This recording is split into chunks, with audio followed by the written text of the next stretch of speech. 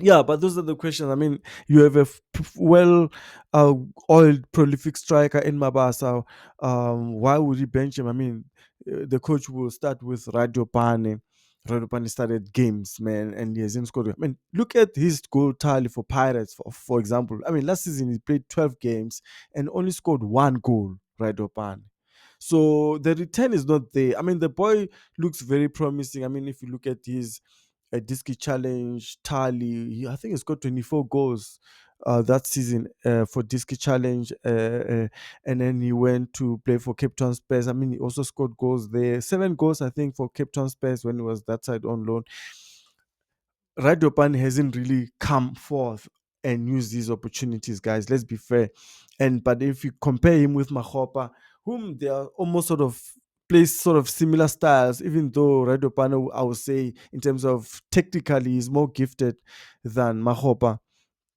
But Makgopa knows how to position himself. He knows how to open spaces for other players. So Makgopa is good with that, also because of the fact that he does give. He works hard, man. If you, he brings a different dynamic into the game, and is a different kind of striker. And we have questions now. Does Pirates want to play with a striker or not, or is just gonna be um Makgopa or Radopan? Because I mean, if you want a striker, you go for Mabasa. I have questions. Why is Mabasa not playing? Maybe it's because the coach is doing his own technical things we don't know. We cannot ask so many questions.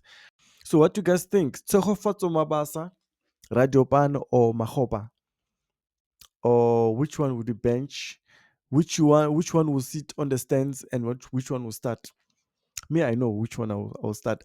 It's interesting that I like Makgopa, but when I look at the way when I look at the way Pirates is playing, they need they need a Mavasa, man. Someone to finish all that work that is being done from Bule to Nduli to Teko to Apollos.